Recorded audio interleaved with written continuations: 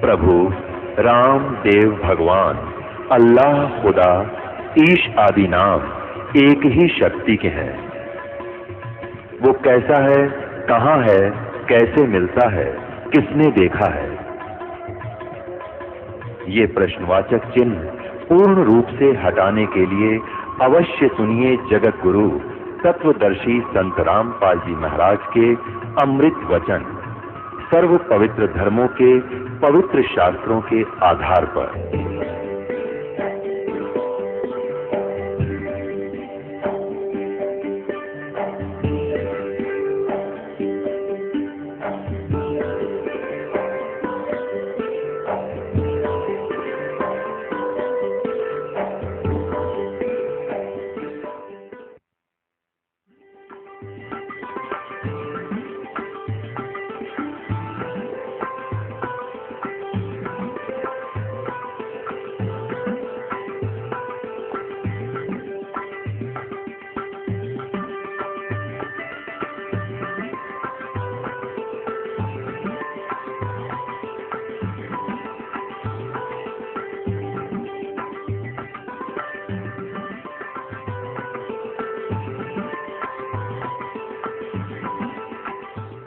सतगुरुदेव की जय। बंदी छोड़ कबीर परमेश्वर जी की जय। बंदी छोड़ गरीबदास जी महाराज जी की जय। स्वामी राम देवानंद जी गुरु महाराज जी की जय।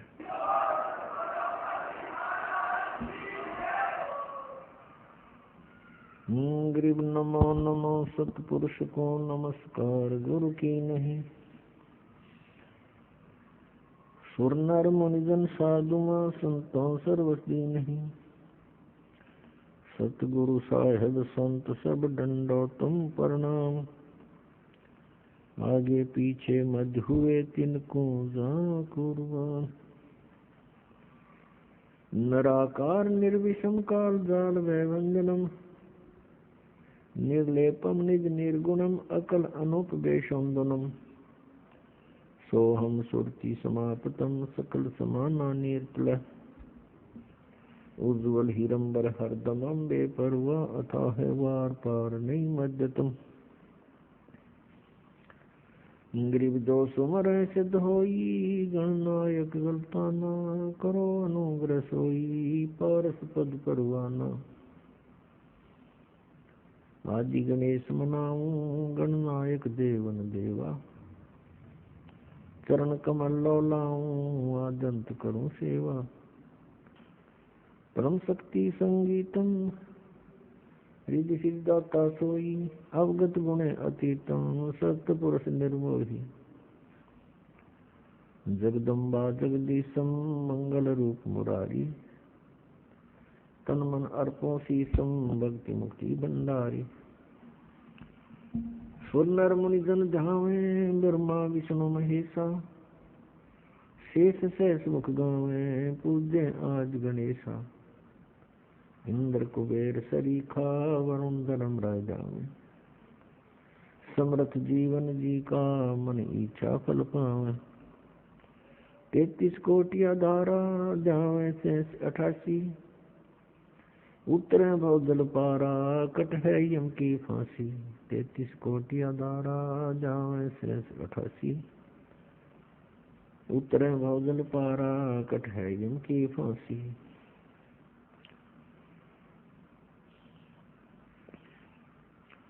कर जोड़ूं विनती करूं धरूं चरण पर शीश।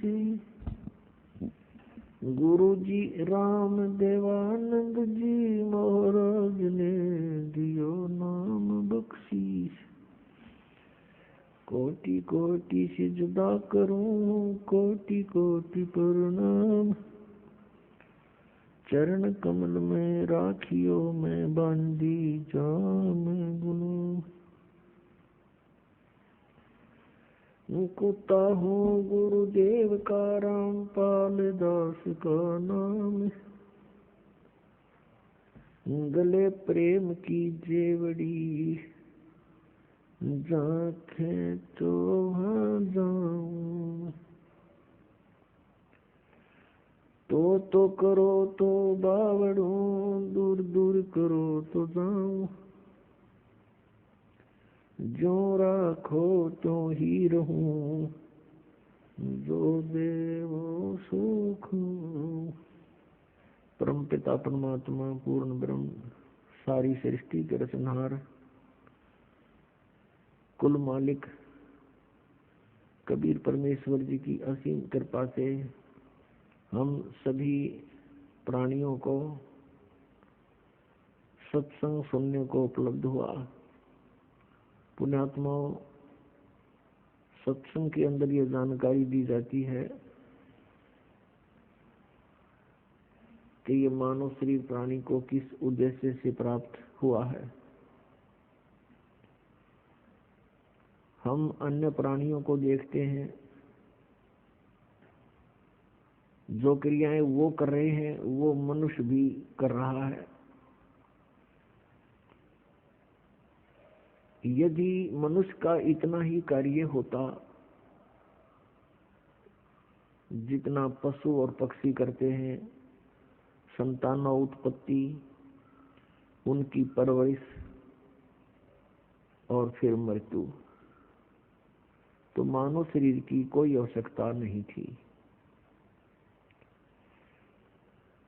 सत्संग से जानकारी होती है कि मानव शरीर का एक बहुत ही अनमोल कार्य इन क्रियाओं से भिन्न है।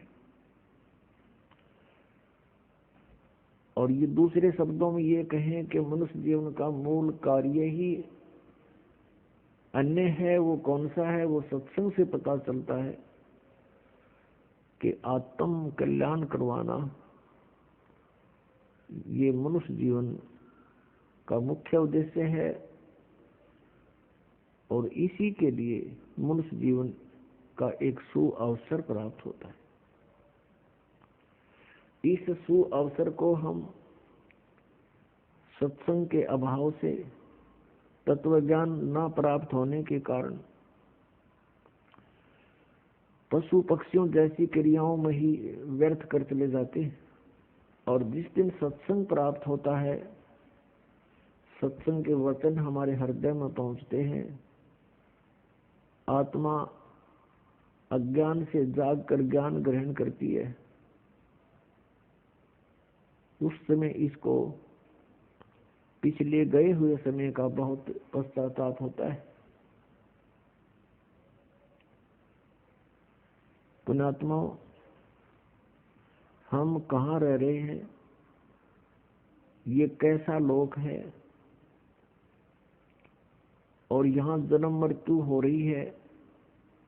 किसी भी प्राणी को एक सेकंड का ये विश्वास नहीं कि मैं यहाँ रहूंगा कि नहीं रहूंगा, और हम फिर भी सतर्क नहीं हो रहे। हमें हमारे अंदर डर नहीं रहा।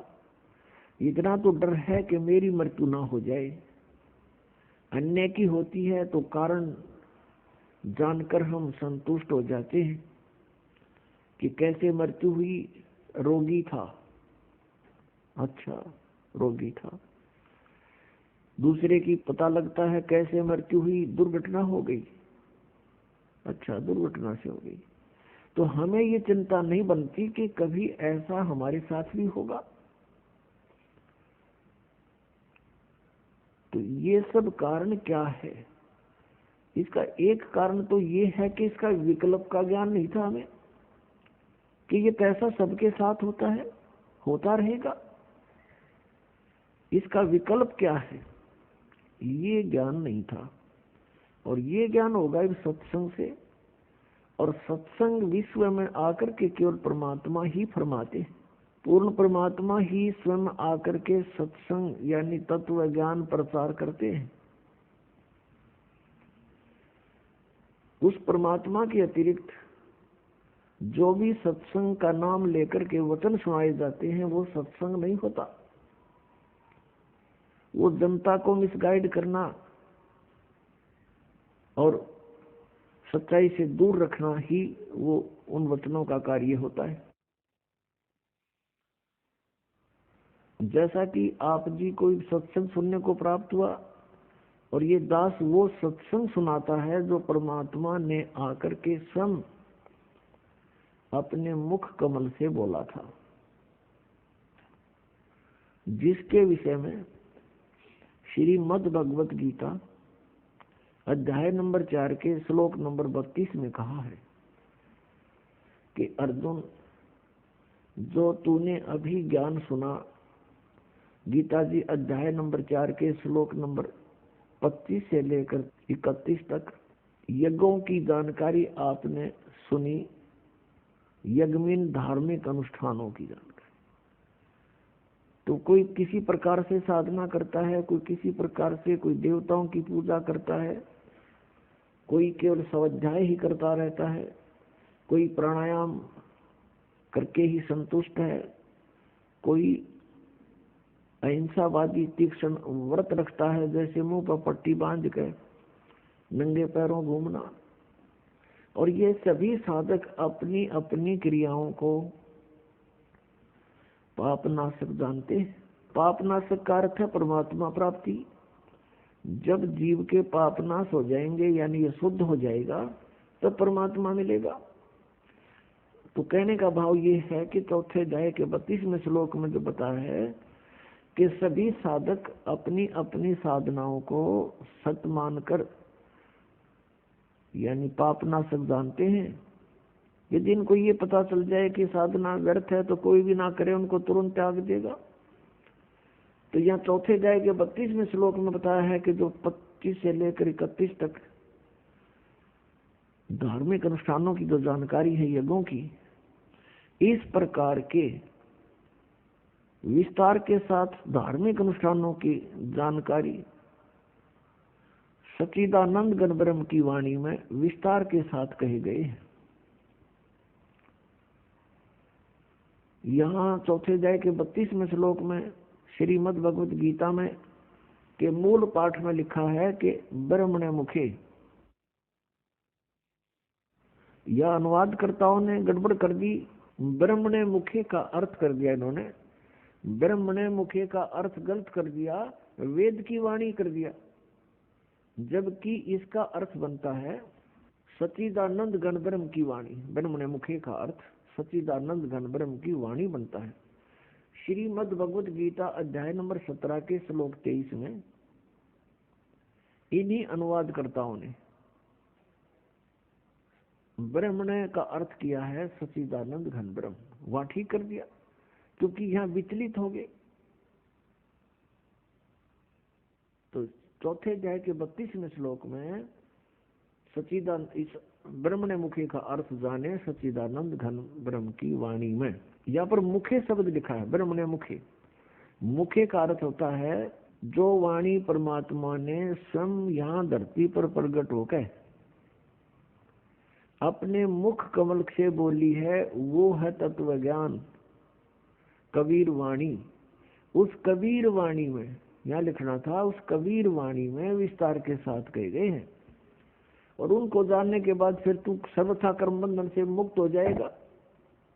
तो सच्चिदानंद घन ब्रह्म ने स्वयं आकर के अपनी वाणी में जो ज्ञान दिया है, वो ज्ञान है, शेष अज्ञान है। जैसे अभी तक हम अज्ञान आधार से सुना करते थे कि श्री ब्रह्मा जी, विष्णु जी, शिव जी ये अजरो अमर हैं, सर्वेश्वर हैं, इनके कोई माता पिता अर्थात जनक नहीं है। ये अज्ञान था, सत्संग नहीं था। जबकि इनकी जीवनी में लिखा है कि ये नाशवान है, इनकी जन्म मृत्यु होती है, दुर्गा इनकी माता है और काल रूपी ब्रह्म इनका पिता है। तो ये अज्ञान था। अब यहाँ थोड़ा सा प्रमाण देना पड़ेगा, नहीं तो भक्त प्रथम बार इस बात को सुनेगा कि ब्रह्मा विष्णु में इस नाशवान है, इनकी जन्म मृत्यु होती है, तो बिदक जाएगा और हो सकता है फिर ये कभी वचन भी ना सुने। उसका दुर्भाग्य होगा, क्योंकि सच्चाई से दूर भागना नहीं चाहिए। सच्चाई को धैर्य पूर्वक सुनना चाहिए, फिर विचार करना चाहिए कि सचमुच ये कितना सत्य है, और सत्य है तो फिर सत्य के लिए हम भटक रहे हैं। सत्य मिला और हमें अपना कल्याण हुआ। अभी तक हम असत्य में भटक रहे थे, असत्य साधना कर रहे थे, असत्य ज्ञान सुन रहे थे, असत्य परमात्माओं पर आश्रित थे। अब हमें सत्य मिलेगा तो ग्रहण करेंगे, हमारा सबका मोक्ष हो जाएगा। अब देखिएगा, थोड़ा प्रमाण दिखाते हैं श्री देवी पुराण में। देखिएगा, श्रीमद देवी भागवत गीता प्रेस गोरखपुर से प्रकाशित है। इसके कौन है संपादक? हनुमान प्रसाद पोदार चिमनलाल गोस्वामी, और ये गीता प्रेस गोरखपुर से प्रकाशित है। मुद्रित भी वहीं से है। गीता प्रेस प्रकाशक एवं मुद्रक हैं गीता प्रेस गोरखपुर, गोविंद भवन कार्यालय, कोलकाता का संस्थान। इसके 123 पृष्ठ को ही पढ़ेंगे, इसमें बहुत से संशय दूर हो जाएंगे।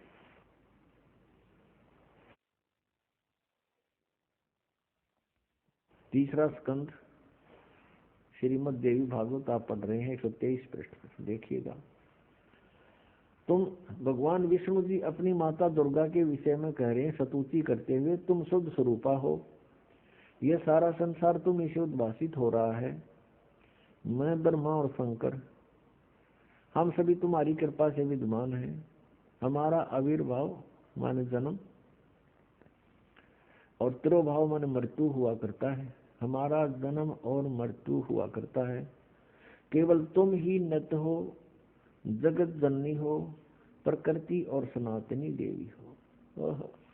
फिर यहाँ कहा है, ये शपथ लिखा है, आविर्भाव माने जन्म। भगवान विष्णु जी स्वीकार कर रहे हैं कि मैं ब्रह्मा और शंकर हम सभी का जन्म और मृत्यु हुआ करता है। केवल तुम ही नित्य हो यानी अविनाशी हो, जगत जननी हो, प्रकृति और सनातनी देवी हो। ये भी याद रखना कि प्रकृति दुर्गा के लिए ही कहा जाता है। भगवान शंकर बोले, देवी यदि महाभाग विष्णु तुम्ही से प्रकट हुए हैं तो उनके बाद उत्पन्न होने वाले ब्रह्मा भी तुम्हारे बालक हुए। फिर मैं तमोगुणी लीला करने वाला शंकर क्या तुम्हारी संतान नहीं हुआ? अर्थात मुझे भी उत्पन्न करने वाली तुम ही हो शिवे। संपूर्ण संसार की सृष्टि करने में तुम बड़ी चतुर हो। इस संसार की सृष्टि, स्थिति और संहार में तुम्हारे गुण सदा समर्थ हैं। उन्हीं तीनों गुणों से उत्पन्न हम ब्रह्मा, विष्णु एवं शंकर नियमानुसार कार्य में तत्पर रहते हैं। पुण्यात्माओं, इस श्रीमद देवी भागवत यानी देवी पुराण ने चंद पंक्तियों में ये 5 कंसेप्ट क्लियर कर दिए। नंबर 1, ब्रह्मा विष्णु महेश नाशवान है, इनकी जन्म मृत्यु होती है, ये इनकी जीवनी में लिखा है। और नंबर 2, प्रकृति दुर्गा को कहते हैं। नंबर 3, दुर्गा इन ब्रह्मा विष्णु महेश की माता है। और नंबर 4, ये कहते हैं हम तो केवल नियमित कार्य ही कर सकते हैं, यानी जिसके संस्कार में दुख या सुख जैसा है उसको एज इट इज दे सकते हैं, उसमें हम कोई परिवर्तन नहीं कर सकते। और 5वां ये हो गया कि रजगुण ब्रह्मा, सतगुण विष्णु, तमगुण शिव जी है, कि इन तीनों गुणों से उत्पन्न हम। तो पुण्यात्माओं, अभी तक जो ये ज्ञान दिया करते थे वो दंत कथा थी, अज्ञान था, वो सत्संग नहीं था। और आज तक पवित्र हिंदू धर्म के जो गुरु मार्गदर्शक माने जाते थे, ऋषि महर्षि मंडलेश्वर, वो अपने सदग्रंथों से भी परिचित नहीं थे। विचारणीय विषय है कि एक अध्यापक विद्यार्थियों को आउट ऑफ सिलेबस पढ़ाता है, पाठ्यक्रम से अलग ज्ञान देता है, वो उनका मित्र नहीं शत्रु है। तो आज तक जितने भी हमारे पवित्र हिंदू धर्म के जो मार्गदर्शक थे वे टीचर कहलाते थे, लेकिन वो टीचर नहीं थे, वो महा अज्ञानी थे। उन्होंने अपने सदग्रंथों को अर्थात पाठ्यक्रम की पुस्तकों को भी नहीं ढंग से पढ़ा, नहीं समझा, एक लोक वेद बनाकर पूरे मानव समाज को भ्रमित कर दिया। श्रीमद् भगवद गीता लगभग 5500 वर्ष पूर्व श्री वेद व्यास जी द्वारा लिपिबद्ध की गई थी और श्री कृष्ण जी के शरीर में प्रवेश करके ब्रह्म ने, सर्वपुरुष ने अर्थात काल भगवान ने यह बोली थी। इस दास को परमात्मा कबीर देव जी ने दिव्य दृष्टि दी, यानी ज्ञान दृष्टि दी। उसके बाद इसका यथार्थ अनुवाद हुआ। इससे पूर्व, इस दास से पूर्व जितने भी आज तक अनुवाद करता है गीता जी के, उन्होंने अर्थों के अनर्थ कर डाले। उदाहरण के तौर पर 7वें अध्याय के 18वें श्लोक में गीता ज्ञानदाता कहता है कि अर्जुन, ये ज्ञानी आत्मा, जैसे गीता जी अध्याय नंबर 7 के श्लोक नंबर 12 से लेकर 15 तक तो तीनों गुणों, रजगुण ब्रह्मा, सतगुण विष्णु, तमगुण शिव जी की सतिथि बताई है। और ये भी कहा है कि इन तक जिनकी बुद्धि सीमित है, वो अन्य किसी की बात सुनने को तैयार नहीं, वो मेरी भक्ति भी नहीं करते। फिर गीता ज्ञानदाता कहता है ये ब्रह्म सर्वपुरुष 16वें और 17वें श्लोक में कि मेरी भक्ति भी 4 प्रकार के करते हैं। एक अर्थार्थी, आरत नंबर 2, और नंबर 3 जिज्ञासु, नंबर 4 ज्ञानी। इन तीनों को तो रिजेक्ट किया है, अर्थार्थी, आर्थ और जिज्ञासु को।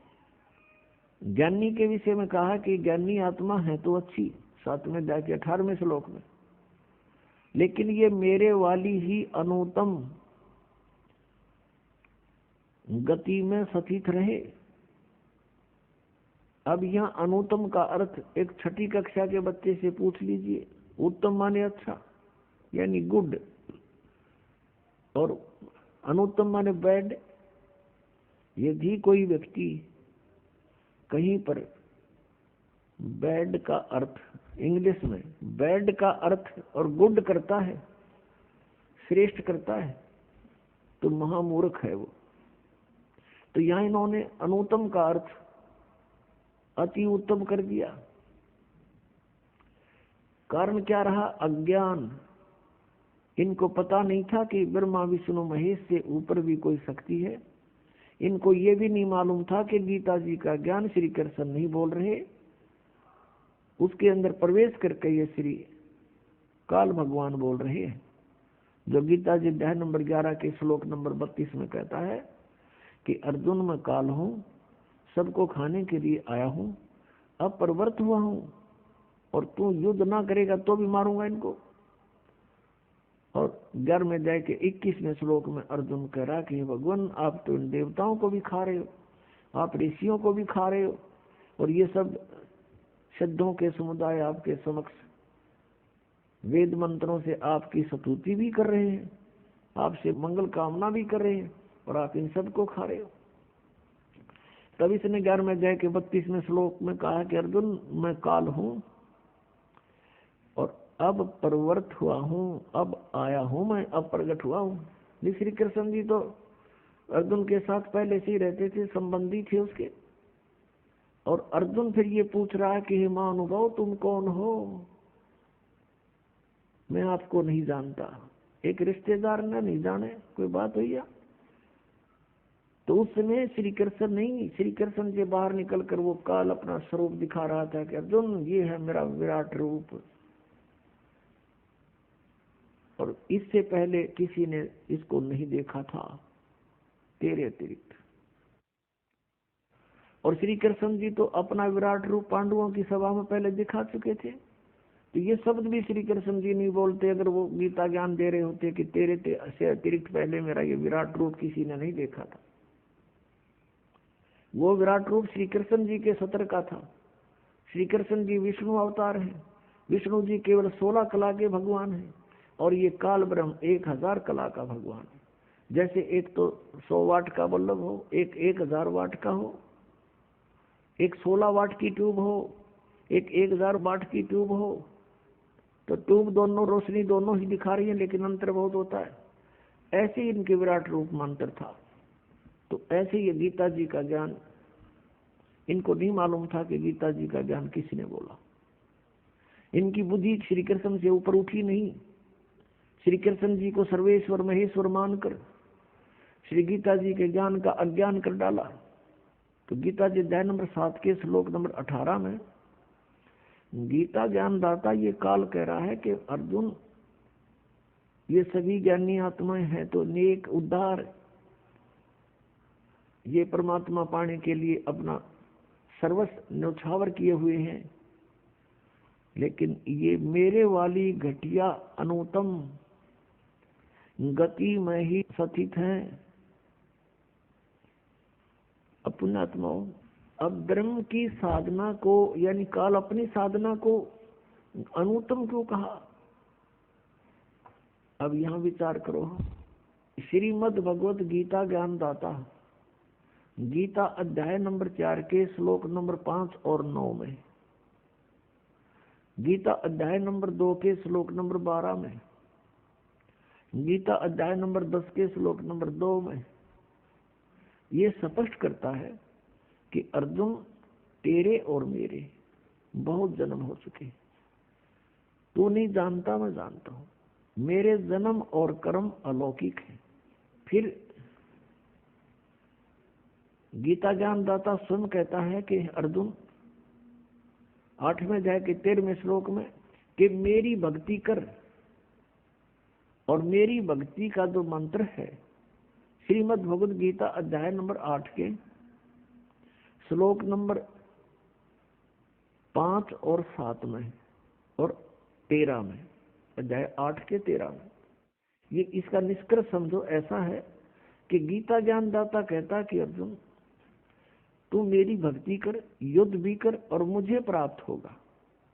और मेरे पाने का मंत्र है 8वें अध्याय के 13वें श्लोक में स्पष्ट किया है, ओम इति एकाक्षरम ब्रह्म व्यवहारन मामनुसमरण यह परियाति तदम देहम सयाति परमाम गतिम। मुझ ब्रह्म का केवल एक ओम मंत्र है, नथिंग एल्स।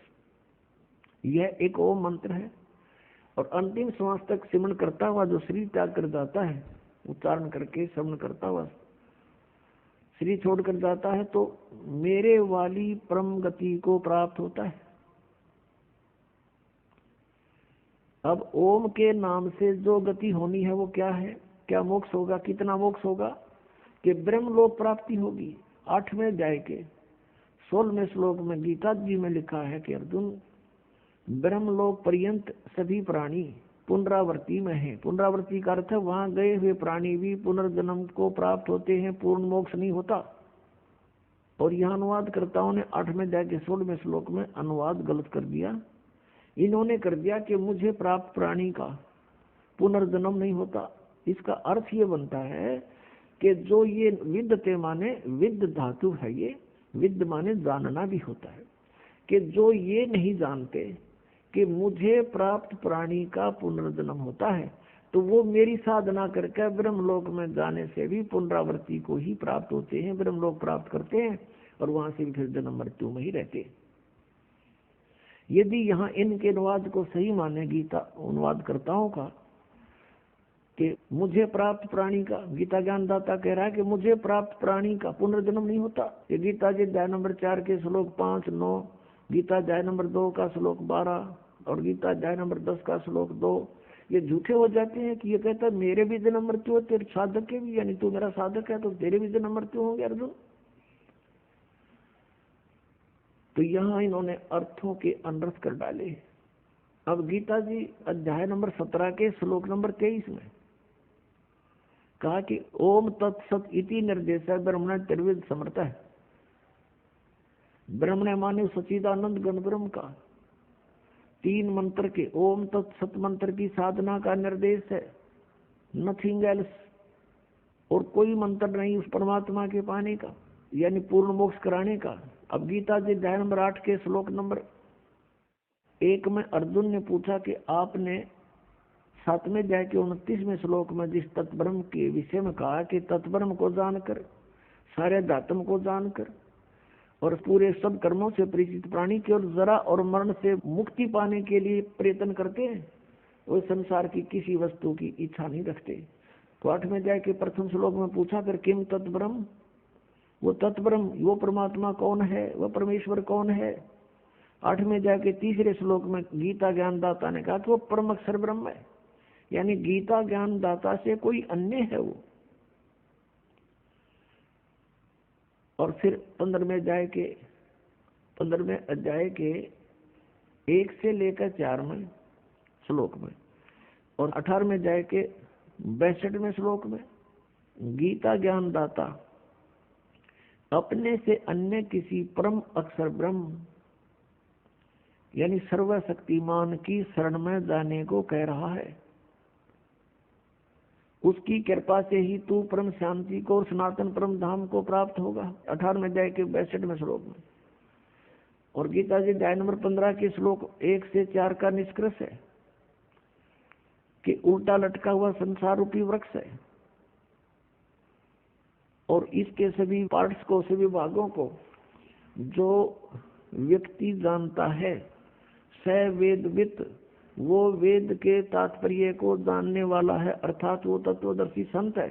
गीता जी अध्याय नंबर 4 के श्लोक नंबर 32 में आपने अभी सुना, उसमें कहा कि जो अभी तक आपको ज्ञान बताया मैंने, चौथे अध्याय के 25 से लेकर 31 तक मंत्रों में, कोई ऐसी साधना करता है, कोई ऐसे यज्ञ करता है, कोई ऐसे यज्ञ माने धार्मिक अनुष्ठान करता है, उनसे हटकर चौथे अध्याय के 32वें श्लोक में कहा कि इस प्रकार की बहुत से विस्तार के साथ यज्ञों की जानकारी, धार्मिक अनुष्ठानों की जानकारी सच्चिदानंद घन ब्रह्म यानी ब्रह्म ने मुखे, वो सच्चिदानंद घन ब्रह्म की वाणी में लिखा है और वो तत्व ज्ञान है। चौथे अध्याय के 34वें श्लोक में कहा कि उस ज्ञान को तू तत्वदर्शी संतों के पास जाकर समझ, उनको दंडोत प्रणाम करने से, कपट छोड़कर प्रश्न करने से वो तत्वदर्शी संत तुझे परमात्म तत्व का ज्ञान कराएंगे, उस तत्व ज्ञान से परिचित कराएंगे। तो यहाँ 15वें अध्याय के 1 से लेकर 4 में तत्वदर्शी संत की पहचान बताई है। वो कैसा होगा? ऊर्ध्व मूलम अधः शाखम अश्वत्थम प्राहु अवम छंदासी यस्य प्रणानी ये तम वेद स वेदवित। ऊपर को जड़ वाला, नीचे को तीनों गुण रूपी शाखा वाला, ये एक अविनाशी पीपल का वृक्ष तुल जानो, इस संसार रूपी वृक्ष समझो, और इसके पत्ते आदि सभी विभाग हैं, छंद हैं, और यह तम वेद इस अज्ञान में छुपे हुए इस संसार रूपी वृक्ष के सभी विभागों को जो जानता है, स वेदवित, वह तत्वदर्शी संत है, वह वेद के तात्पर्य को जानने वाला है। 15वें अध्याय के 1 से लेकर 4 का जो तात्पर्य है श्लोक का, कि वो तत्वदर्शी संत है और इस संसार रूपी वृक्ष की ऊपर को जड़ है, नीचे को तीनों गुण रूपी शाखा है। रजगुण ब्रह्मा, सदगुण विष्णु, तमगुण शिव जी तो शाखा है। गीता ज्ञानदाता कहता है कि इसके बारे में तत्वदर्शी संत बताएंगे। उसने केवल इतना ही कहकर छोड़ दिया है। फिर कहा कि तत्वदर्शी संत की प्राप्ति के उपरांत परमेश्वर के उस परम पद की खोज करनी चाहिए। 15वें अध्याय के 4थे श्लोक में परमेश्वर के उस परम पद की खोज करनी चाहिए जहां जाने के बाद साधक फिर लौटकर कभी संसार में नहीं आते। ये है वो वास्तव परम गति, ये है पूर्ण मोक्ष जो परम अक्षर ब्रह्म दे सकता है। ये ब्रह्म नहीं दे सकता, ये काल नहीं दे सकता, गीता ज्ञानदाता नहीं दे सकता। और जब तक जन्म मृत्यु समाप्त नहीं होगी तो सुख शांति नहीं हो सकती। इसलिए गीता जी अध्याय नंबर 18 के श्लोक 62 में कहा कि अर्जुन तू सर्वभाव से उस परमेश्वर की शरण में जा और उस परमेश्वर की कृपा से ही तू परम शांति को और शाश्वतम स्थानम यानी सनातन परम धाम को प्राप्त होगा। वो है वो परम पद जहाँ जाने के बाद कभी लौटकर संसार में नहीं आते। वो सत्यलोक है, शाश्वत स्थान, सदा रहने वाला स्थान यानी सत्यलोक। हम फिर लौट कर आते हैं 7वें अध्याय के 18वें श्लोक पर। गीता जी अध्याय नंबर 8 के श्लोक नंबर अब 1 में अर्जुन ने पूछा कि किम तत्ब्रह्म, उसका उत्तर दिया 3रे श्लोक में 8वें अध्याय के में कि वो परम अक्षर ब्रह्म है। 8वें अध्याय के 5 और 7 में तो गीता ज्ञानदाता कहता है मेरी भक्ति कर मुझे प्राप्त होगा, लेकिन युद्ध करना ही पड़ेगा। यानी यहाँ शांति नहीं, ओम से शांति कभी नहीं हो सकती। ओम के जाप से जन्म मृत्यु सदा रहेगी और कर्म ये युद्ध करना ही पड़ेगा। फिर 8वें अध्याय के 8, 9, 10 में ये स्पष्ट किया है कि 17वें अध्याय के 23वें श्लोक में तो वो मंत्र बताया जिस तरह भगवान सच्चिदानंद ज्ञान ब्रह्म मिलेगा, उसकी प्राप्ति होगी। और उसकी प्राप्ति के बाद फिर जन्म मृत्यु कभी नहीं होता, सनातन परम धाम प्राप्त होगा। तो यहाँ बताया कि उसकी भक्ति जो करता है, तत्वदर्शी संत की खोज करके, तत्वदर्शी संत से ये उपदेश प्राप्त करके, ओम तत्सत का, ओम तत्सत ये जाप नहीं है। ओम तो सीधा सरपुरुष का, ब्रह्म का, और तत् और सत ये सांकेतिक है। तत् है ये अक्षर पुरुष का और सत है ये परम अक्षर ब्रह्म का, परम अक्षर पुरुष का, जो 8वें अध्याय के 3रे श्लोक में जिसके विषय जानकारी दी।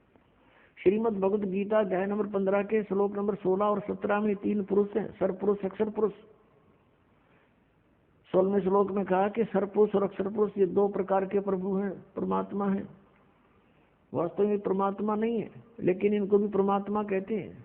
ये इनके अंतर्गत जितने प्राणी हैं और इनके सभी के स्थूल शरीर यानी नाशवान है, ये भी नाशवान है, दोनों प्रभु यानी पुरुष, और इनके अंतर्गत जितने प्राणी वो भी नाशवान है। जीवात्मा तो किसी की भी नहीं मरती, वो तो गधे कुत्ते की भी ना मरती। अब 15वें अध्याय के 17वें श्लोक में फिर कंसेप्ट क्लियर कर दिया कि उत्तम पुरुष है तू अन्य। उत्तम पुरुष वो श्रेष्ठ परमात्मा, वो परम अक्षर ब्रह्म की तरफ संकेत है, जो संसार रूपी वृक्ष की मूल है। और उस मूल से सबको आहार प्राप्त होता है, पूरे संसार रूपी वृक्ष का उसी से पोषण होता है, वृद्धि को प्राप्त होता है। तो 15वें अध्याय के 17वें श्लोक में गीता ज्ञानदाता कह रहा है कि वो उत्तम पुरुष है तो अन्य है, और परमात्मा इति उदाहरते, जिसको परमात्मा कहा जाता है। और वो उत्तम पुरुष श्रेष्ठ परमात्मा तो कोई और है 16वें श्लोक में वर्णित। इन दोनों सरपुरुष और अक्षर पुरुष से कोई और है। वो कौन है? वो परम अक्षर पुरुष है। परम अक्षर ब्रह्म कहो, परम अक्षर पुरुष कहो, उसको पूर्ण ब्रह्म कहो, या उसको सत्य पुरुष कहो। सत्य माने अविनाशी, पुरुष माने प्रभु। और वही ये लोक चरम आविष्य विवर्ती, वही तीनों लोकों में प्रवेश करके सबका धारण पोषण करता है। अवय ईश्वर, वो है वास्तव में अविनाशी परमेश्वर, वो है वास्तव में अविनाशी परमेश्वर। अब 8वें अध्याय के 8, 9, 10 श्लोक में स्पष्ट किया है कि अर्जुन जो उस परम अक्षर ब्रह्म की साधना करता है, जो 8वें अध्याय के 3रे श्लोक में गीता ज्ञानदाता जिसके विषय बता रहा है, उसकी जो भक्ति करता है उस मंत्र से, जो तत्वदर्शी संत से प्राप्त करके, वो फिर उसी को प्राप्त होता है। उसको प्राप्त होता है तो वो अविनाशी परमात्मा है, वो तो सतलोक में रहता है, सनातन परम धाम में रहता है। तो इस प्रकार जीव का मोक्ष होता है। अब हमारी पवित्र श्रीमद् भगवद गीता ये ज्ञान दे रहा है, और गीता ज्ञानदाता अपनी साधना को अनुत्तम बता रहा है, और ये अज्ञान आधार से अनुवाद करता हमारे गुरु, पूर्व के गुरु जो थे अज्ञानी, इन्होंने अनुत्तम का अर्थ ही अति उत्तम कर डाला 7वें अध्याय के 18वें श्लोक में और 7वें अध्याय के 24वें श्लोक में अनर्थ कर डाले। 18वें अध्याय के 66वें श्लोक में गीता ज्ञानदाता कहता है कि सर्वधर्मान परित्यज माम, मेरे सतर की जितने भी धार्मिक क्रियाएं हैं, अनुष्ठान हैं, वो मुझ में त्याग दे, यानी मुझे सौंप दे। जैसे ओम तत्सत में 3 मंत्र है। ओम तत् ये सांकेतिक है, सत भी सांकेतिक है। ओम तो ब्रह्म का है। कहते मेरे सतर की जितनी पूजाएं तूने की है वो मुझे दे दे, और उसके पश्चात उस परमेश्वर की एकम शरणम व्रज, एकम जिसके बराबर दूसरा ना हो, अद्वितीय सर्वशक्तिमान यानी परम अक्षर ब्रह्म, उसकी शरण में व्रज माने जाना होता है। इन अज्ञानियों ने सबने व्रज माने आना कर रखे, आजा मेरी शरण में आजा। फिर ये गीता ज्ञानदाता कहता है कि अहम तवा सर्व पापेभ्यो मोक्षामि मा शुच, फिर मैं तुझे सब पापों से मुक्त कर दूंगा, तू चिंता ना कर। हम क्या करते रहे, जैसे तत्व ज्ञान के अभाव से परम संत मिले नहीं, ओम नाम का जाप, और गीता जी अध्याय नंबर 3 के श्लोक नंबर 10 से लेकर 15 में जो अनुष्ठानों की जानकारी दी है यज्ञों की, वो 500 यज्ञ करते रहे, ओम नाम का जाप करते रहे, और इसके प्रतिफल को हम ब्रह्मलोक प्राप्त करके वहां भोगते रहे। और ब्रह्मलोक में जाने के बाद फिर हम वापस जन्म मृत्यु में रहे, हमारे ऊपर ये दंड बना रहा, और पाप के आधार से हम नरक भी जाते रहे। अब जब हमें परम अक्षर ब्रह्म मिल जाते हैं, उस सतनाम के जाप से, 2 अक्षर के सतनाम के जाप से हमारे पाप नाश हो जाते हैं। और हम क्या करते रहे, पुण्य तो हम स्वर्ग में खाते, और पापों को भोगने के लिए इसने नरक बना रखा, उस नरक में हम भोगते, दुख पाते, दंड पाते, और फिर 84 लाख योनियों के कष्ट भी भोगने पड़ते। यहाँ का ऐसा विधान है। तो ये क्या कहता है कि जब तू उसकी शरण में चला जाएगा तो मेरे सतर्क का जो हम क्या जो अपना पुण्य था वो बर्बाद कर देते थे, उस पुण्यों को हम इसको दे देंगे। हम इसके ऋणी हैं। कैसे ऋणी हैं कि इस काल भगवान ने 70 युग तपस्या करके और 64 युग एक, तब इसने ये 21 ब्रह्मांड प्राप्त किए थे परम अक्षर ब्रह्म से, इस सर्वपुरुष ने, सर्वब्रह्म ने। और ये आप देख रहे हैं पृथ्वी कैसे घूम रही है, ये स्वयं भी घूम रही है ऐसे, और ये ऐसे भी घूम रही है। हम इसमें अपनी गलती से, अपनी मर्जी, इसके साथ बैठकर आगे इसके विमान में, यहाँ आगे हम 16 शंख कोश की दूरी पर। अब यहाँ आने के बाद इसने हमारा दुरुपयोग किया। हम जो पूंजी लेकर आए थे, हम बड़े सेठ साहूकार के पुत्र थे, परम अक्षर ब्रह्म के पुत्र पुत्री थी, और हम बहुत धनी थे। हम अपनी पूरा पूंजी लेकर साथ आए थे। उस पूंजी को इसने टैक्स लगाया हमारे ऊपर। ऊपर स्वर्ग रखे, जैसे महास्वर्ग बना रखा ऊपर, उसमें रखे, और वहाँ के चार्जेस रख दिए, इतने चार्ज होंगे प्रतिदिन के। तो ये उससे अपना काम चला रहा है। अब जैसे इस पृथ्वी पर हम आए, ये पृथ्वी घूम रही है विमान की तरह, तो इसका जो चार्ज इसने रख रखा है वो चार्ज हमसे लेता है। अपने आत्मा जैसे एक बार ये दास यहाँ से दिल्ली से पुणे गया था जहाज में, एयरप्लेन में, तो वहां से वहां तक का किराया लगभग 6000 रुपये था, और उसके अंदर ही सारा चाय पानी खाना सारी व्यवस्था करते हैं। और वो 2.25 घंटे लगे वहां से दिल्ली से लेकर पुणे तक के। 2.25 घंटों के उसने 6000 रुपये चार्ज किए। और हम बैठे इसके विमान में, किराया कितने दिन तक, तो ये कहता मेरा किराया दे मुझे, जब छोड़ूं तुझे, हम फिर इसका किराया दे देंगे इसको। अब फिर हम इसके जो पूंजी को बर्बाद करते थे वो ना करके इसका जितना चार्ज है इस भक्ति का, इसके 70 की भक्ति का, इसको दे देंगे। फिर ये हमें गधे कुत्ते सुअर नहीं बनाएगा या बांध कर नहीं रखेगा। इसलिए 18वें अध्याय के 66वें श्लोक में ये गीता ज्ञानदाता सरपुरुष है, श्री कृष्ण में बोल रहा है। ये ब्रह्म है, ये काल है, 21 ब्रह्मांड का स्वामी है। हम इसके लोक में यहाँ रह रहे हैं। तो ये कह रहा है कि मेरे सतर की सर्वधर्मान परित्यज माम, 18वें अध्याय के 66वें श्लोक, मेरे सतर के सभी धार्मिक अनुष्ठान पूजाएं मुझे दे दे, मुझे त्याग दे, छोड़ दे, मेरा ऋण मुक्त हो, मेरा कर्जा दे। फिर एकम शरणम व्रज, फिर उस सर्वशक्तिमान परमात्मा की शरण में व्रज माने जाओ, परम अक्षर ब्रह्म की शरण में जाओ। और इन अज्ञानियों ने सबने अनुवाद कर रखा आओ, यानी गो माने जाना होता है, अंग्रेजी का वर्ड है। और कोई गो माने आना लिखता है, कितना विद्वान होगा वो, अंडरस्टूड है। और इन अज्ञानियों ने ऐसा कर रखा, आज तक हम आंखें बंद करके इनको महाविद्वान मानकर इनकी सब अज्ञान और ज्ञान को हम स्वीकार करते रहे, सत्य मानते रहे। इन्होंने हमें डबो डाला। अब श्रीमद् भगवत गीता में श्री कृष्ण जी का कोई रोल नहीं है, ये पूरा रोल काल का है। काल ये सरपुरुष है, किस ब्रह्मांड का स्वामी है, और इसने यहाँ सांप लगा हुआ 1 लाख मानव शरीरधारी प्राणियों का निताहार करने का, जिस कारण से इसने हमें अज्ञानी बना करके यहाँ बाई फोर्स रोका हुआ है, बलपूर्वक रोक रखा है। सब कार्य बलपूर्वक करवाता है। हमारे अंदर ऐसा इसने फीड कर दिए गुण कि हम ये प्राणी विवश होकर के उनके बस कार्य करता। जैसे कोई शराब भांग पी लेता है, फिर उस जीव के बस का नहीं रहता, वो कैसी गतिविधि करे। तो ऐसे हमारे साथ इसने कर रखा है। बच्चे उत्पन्न कराता है, खाता है। आप जैसे कसाई बकरियों को इकट्ठा छोड़ देता है, वो संतान उत्पत्ति करते हैं अपनी वासना के वश होकर के, और उन बच्चों में उनकी खूब ममता भी होती है, और काल उनको कसाई खाता है और वो उनको अपने बच्चे मानते रहते हैं। यही सतीथि परमात्मा कबीर जी ने बताई कि तुम यहाँ कसाई के लोक में रह रहे हो, इस काल के लोक में रह रहे हो, और यहाँ तुम्हारी जन्म मृत्यु कभी समाप्त नहीं हो सकती, और ये दुख तुम्हें सदा बने रहेंगे। चाहे स्वर्ग में जाओ, चाहे महास्वर्ग में जाओ, इसके में वहाँ पूरा होते ही समय वापस फिर यहाँ लौट कर आना पड़ेगा। तो प्रसंग चल रहा है कि हम यहाँ उसी पर आते हैं कि 7वें अध्याय के 18वें श्लोक में गीता ज्ञानदाता ने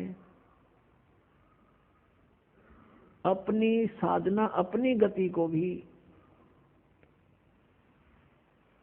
अनुत्तम कहा है, अश्रेष्ठ कहा है, क्योंकि जन्म मृत्यु मिटे नहीं, पूर्ण मोक्ष हो नहीं सकता, सनातन परम धाम प्राप्त नहीं हो सकता, और सनातन परम धाम प्राप्त हुए बिना शांति नहीं हो सकती।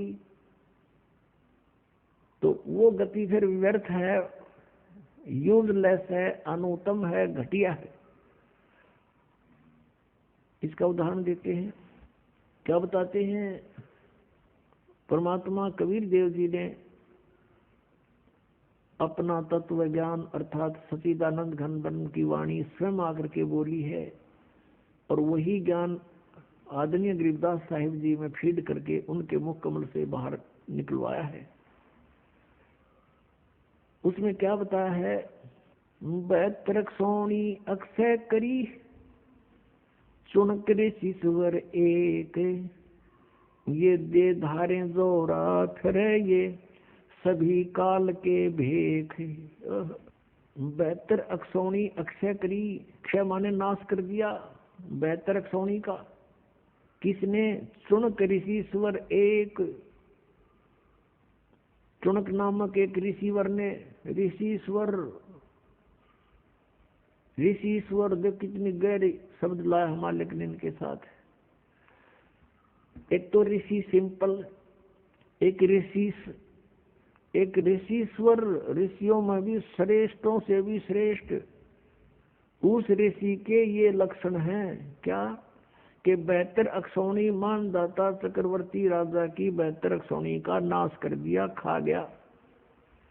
अक्षय करी 72 अक्षौणी अक्षय करी, चुनक ऋषिश्वर एक, ये दे धारे जोरा फिरे, ये सभी काल के भेख। दे धारे जोरा, जोरा माने मौत। जिनको तुम ऋषि महर्षि मानते थे, परमात्मा कहते हैं, और जो ब्रह्म तक के पुजारी थे, ईश्वर पुरुष के पुजारी थे, ओम नाम का जाप करते थे, वेदों अनुसार वो कहते हैं हम साधना करते हैं, वो काल तक के पुजारी हैं, ब्रह्म तक के पुजारी हैं, काल के भेख हैं, यानी काल के उपासक हैं। भेख होता है उपासक समूह, उसमें से ये एक है। कहते हैं या दे धारे जोरा फिरे, तुम ऋषि समझो, ये तो एटम बम फिरे हैं शरीरदारी, ये मौत फिरे चलती फिरती, जरा सा कोई कह दे उसमें फूक दे, ऐसी सिद्धियों से युक्त है ये। अब तुम ऋषि, मैं ऋषि मानते उनको। तो यहाँ बताए हैं कि इस काल के पुजारी इसलिए ये अनुत्तम है ये साधना कि बेहतर सोनी अक्षय करी चुण कृषि ईश्वर एक, और ये दे धारे दौरा फिरे तो मेरे सी को हो, ये तब मौत आंड है या मौत भटक रही है, तुम्हें जरा सा छेड़ दिया, इसके प्रतिकूल कार्य थोड़ा सा भी कर दिया, वचन से ही तुम्हें भस्म कर दे। और ये सभी काल के भेक हैं। दुर्वासा को पेतहा समझ न आई नीचे, 56 करोड़ यादव कटे मची रुधिर की कीचे। परमात्मा बता रहे हैं कि दुर्वासा को पेतहा और समझ न आई नीच। देखा हम तो दुर्वासा जैसा न महर्षि तो माने थे, और परमात्मा इनको नीच कहता है। यदि ऐसे नीच थे, कैसे थे कि 56 करोड़ यादव कटे और मची रुधिर की कीच। कीच माने गारा, कीचड़े। ये दे धारे दौरा फिरे सभी काल के भेक है। अब एक समय अभी दोनों उदाहरण सुनाते हैं आपको। अब ये जैसे चुनक ऋषि थे, ये ज्ञानी आत्मा थी। अब फिर आते हैं हम 7वें अध्याय के 16 और 17 और 18 पर। इसमें लिखा है कि 4 प्रकार के साधक मेरी साधना करते हैं। ब्रह्म कह रहा है, गीता ज्ञानदाता सरपुरुष श्री कृष्ण में प्रवेश का बोल रहा है। कह रहा कि मेरी साधना नहीं, ब्रह्म साधना भी 4 प्रकार की करते हैं। नंबर 1 आर्थ, अर्थार्थी और जिज्ञासु और ज्ञानी। आर्थ तो होते हैं जो संकट निवारण के लिए वेद मंत्रों के द्वारा ही कोई अनुष्ठान करते हैं। अर्थार्थी वो होते हैं जो धन लाभ के लिए, अपने व्यवसाय में बढ़ोतरी के लिए, वृद्धि के लिए वेद मंत्रों से ही कुछ जंतर मंत्र करते हैं वो, और किसी और अन्य किसी ग्रंथ से कोई सहयोग नहीं लेते। और तीसरे जिज्ञासु, जैसे ये दोनों परमात्मा की चाहने वाली आत्माएं घर से बाहर निकली, भद्र पुरुष और संतों को मिले, ऋषि महर्षियों से मिले, उनसे ज्ञान प्राप्त करके और स्वयं ही वक्ता बन गए, परमात्मा पाने की चेष्टा नहीं करी। उन जिज्ञासुओं ने ज्ञान ग्रहण करने की इच्छा में जीवन व्यर्थ कर दिया और वक्ता बनकर सुनाने लग गए। ये भी तीनों व्यर्थ बताए हैं। और चौथा ज्ञानी, ये चौथी प्रकार का जो ज्ञानी है, इसके विषय में कहा कि ये मुझे पसंद है और इसको मैं पसंद हूं, इसको मैं अच्छा लगता हूं और ये मुझे अच्छा लगता है। कौन कहता है? गीता ज्ञानदाता। अब गीता ज्ञानदाता इसको अच्छा क्यों बताते हैं? क्योंकि 7वें अध्याय के 12 से लेकर 15 में तीनों गुणों, रजगुण ब्रह्मा, सतगुण विष्णु, तमगुण शिव जी की साधना करने वालों को गीता ज्ञानदाता कहता है कि ये राक्षस स्वभाव को धारण किए हुए मनुष्यों में नीच दूषित कर्म करने वाले मूर्ख मेरी भक्ति नहीं करते। गीता जी अध्याय नंबर 7 के श्लोक नंबर 12 से 15 में तीनों गुण, रजगुण ब्रह्मा, सतगुण विष्णु, तमगुण शिव जी की जो साधना करते हैं और इन्हीं तक जिनकी बुद्धि सीमित है, वो मेरी भक्ति नहीं करते। ये मूर्ख अपनी भक्ति के विषय बता रहा है, 4 प्रकार के करते हैं। इन 4 प्रकार में से भी फिर ज्ञानी को कहता है कि ये ज्ञानी मुझे पसंद है, मुझे अच्छा लगता है, क्योंकि इसने मेरी भक्ति की। और इसको मैं अच्छा लगता हूं क्योंकि ज्ञानी वो होता है जिसको ये ज्ञान हो जाए कि भाई मनुष्य जीवन का उद्देश्य क्या है। उसको उद्देश्य का पता लगता है कि इस उद्देश्य केवल यही है कि मोक्ष हो, जन्म और मृत्यु से छुटकारा हो। और वेदों में लिखा है कि जन्म और मृत्यु का छुटकारा तो केवल परम अक्षर ब्रह्म की शरण में जाने से होगा। एक विचार करना पुण्यात्माओं, जैसे अभी आपको सुनाया कि 18वें अध्याय के 62वें श्लोक में कहा है कि अर्जुन तू सर्वभाव से उस परमेश्वर की शरण में जा, उसकी कृपा से ही तो परम शांति को और सनातन परम धाम को प्राप्त होगा। गीता जी अध्याय नंबर 15 के श्लोक नंबर 1 से 4 में कहा कि उगते लटके संसार रूपी वृक्ष को जो जानता वो तत्वदर्शी संत है, उसके सभी भाग बता देता है। तो उसके पश्चात परमेश्वर के उस परम पद की खोज करनी चाहिए, तत्वदर्शी संत की प्राप्ति के उपरांत, जहाँ जाने के बाद साधक फिर लौट कर कभी संसार में नहीं आते। और अपनी जानकारी चौथे अध्याय के 5वें और 9वें श्लोक में, दूसरे अध्याय के 12वें श्लोक में, 10वें अध्याय के दूसरे श्लोक में गीता ज्ञानदाता कहता है, अर्जुन तेरे और मेरे बहुत जन्म हो चुके, तो नहीं जानता मैं जानता हूँ। तो इसे सिद्ध हो गया कि वो अपने से किसी अन्य परम अक्षर ब्रह्म की तरफ संकेत करा कि उसकी शरण में जाने से मोक्ष होगा। तो इन ज्ञानी आत्माओं ने वेदों को पढ़ा, क्योंकि श्रीमद् भगवद गीता चारों पवित्र वेदों का सारांश है, कोड वर्ड इसमें अधिक है, और उसको तत्वदर्शी संत ही जान सकता है। गीता ज्ञानदाता भी अपरिचित है, उसने ऑप्शन छोड़ दिया है कि तत्वदर्शी संत बताएगा। तो इन ज्ञानी आत्माओं को जिन्होंने वेदों को पढ़ा, उसमें उनको ये जानकारी होगी कि तीनों गुण की भक्ति नहीं करनी चाहिए, इसे मोक्ष नहीं हो सकता। फिर उनको ये भी ज्ञान हुआ कि मनुष्य जीवन केवल मोक्ष प्राप्ति के लिए प्राप्त है। फिर इनको वेदों से ये भी जानकारी हुई कि पूर्ण मोक्ष तो उस समर्थ शक्ति से होगा, पूर्ण परमात्मा से होगा। अब चारों वेदों में केवल वे ऑफ वर्शिप तो ब्रह्म तक की है, और जानकारी परम अक्षर ब्रह्म की अत्यधिक है। अब इनको तत्वदर्शी संत नहीं मिला, ऋषियों को, ज्ञानियों को। उन्होंने स्वयं निष्कर्ष निकाला श्री ब्रह्मा जी से डिस्कस करके, क्योंकि श्री ब्रह्मा जी को चारों वेद प्राप्त हुए थे सागर मंथन में, और ब्रह्मा जी ने वेदों को पढ़ा जैसा उसने समझा, क्योंकि इनकी बुद्धि ब्रह्म के हाथ में है, काल के हाथ में है। और ब्रह्मा जी का जब जन्म हुआ और उसको जब वो युवा हुआ तब तक वो बेहोश था, अचेत था। फिर कमल के फूल पर इसको रख दिया गया, वहां इसको सचेत किया गया। तो इसने देखा मैं कहाँ से आ गया, मेरा क्या उद्देश्य है। तो इस काल भगवान ने आकाशवाणी करी कि तप करो तप करो। ब्रह्मा जी ने 1000 वर्ष तक तप किया। जब इसमें सिद्धि आ गई, उपचारज हो गया, तब इसने आकाशवाणी करी कि अब सृष्टि करो। तो वो जो आकाशवाणी थी वह थी तो ब्रह्म की, इस काल की, सरपुरुष की। और ब्रह्मा ने सोच लिया ये परमात्मा की आकाशवाणी है, तप करना। ये तो इसको वेद प्राप्त होने से पहले आकाशवाणी हो चुकी थी। फिर जब ये तीनों भाई इकट्ठे हुए, इनको आदेश दिया दुर्गा ने कि जाओ तुम सागर मंथन करो। तो दुर्गा जी के आदेश से तीनों ने रजगुण ब्रह्मा सतगुण विष्णु तमगुण शिव सागर मंथन किया। प्रथम बार ये 4 वेद निकले, चारों वेद ब्रह्मा को प्राप्त हुए।